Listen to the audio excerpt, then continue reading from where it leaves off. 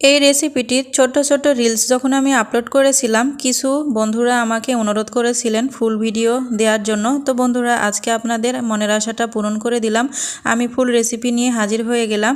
রেসিপিটি করার জন্য এখানে আমি মিষ্টি কুমড়া কেটে পরিষ্কার করে নিয়েছি। দিয়ে দিলাম স্বাদ মতো লবণ, দিয়ে দিচ্ছি হাফ চামচের মতো হলুদ গুঁড়া, তার সাথে দিয়ে দিচ্ছি হাফ চামচ লাল মরিচের গুঁড়া। এবার আমি হাত দিয়ে এই মিষ্টি কুমড়াগুলোকে খুব ভালো মতো মেখে নিতে হবে।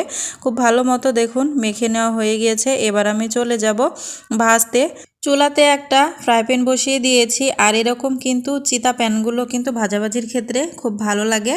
তো প্যানটাকে আমি কিছুটা তেল দিয়ে এই যে একটু গড়িয়ে নিলাম। তারপর তেলটা গরম হয়ে গেলে আমি মিষ্টি কুমড়ার পিসগুলোকে এক এক করে খুব সুন্দর মতো সাজিয়ে দেব।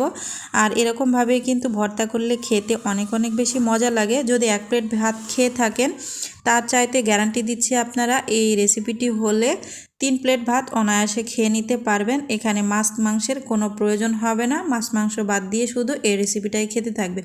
আর এই রেসিপিটা কিন্তু অনেক হেলদি, বাচ্চা সহ সবাই কিন্তু অনেক অনেক বেশি পছন্দ করে। আশা করছি আমার আজকের রেসিপিটি আপনাদের অনেক বেশি উপকার হবে এবং যদি রান্না করে খান তাহলে কিন্তু ভালোও লাগবে।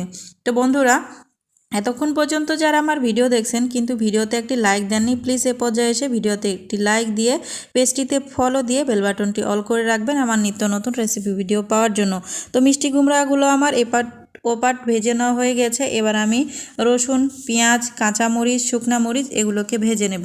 তো ওগুলোকে আমি সাইডে রেখে দিয়েই কিন্তু এগুলো আমি ভেজে নিচ্ছি। ব্রাউন কালার করে ভাজবো না, জাস্ট একটু হালকা নরম হলেই কিন্তু উঠিয়ে নেব। তো দেখুন ভেজে নেওয়া হয়ে গিয়েছে। আমি একটা বাটনাতে সবগুলো পেঁয়াজ, রসুন, মরিচ এবং মিষ্টি কুমড়া ভেজে নেওয়া সবগুলো নিয়ে নিয়েছি। আর এই বাটনাতে কিন্তু যে কোনো রকমের ভর্তা ব্লেন্ড করতে খুবই ভালো হয়, ব্লেন্ডারের প্রয়োজন হয় না।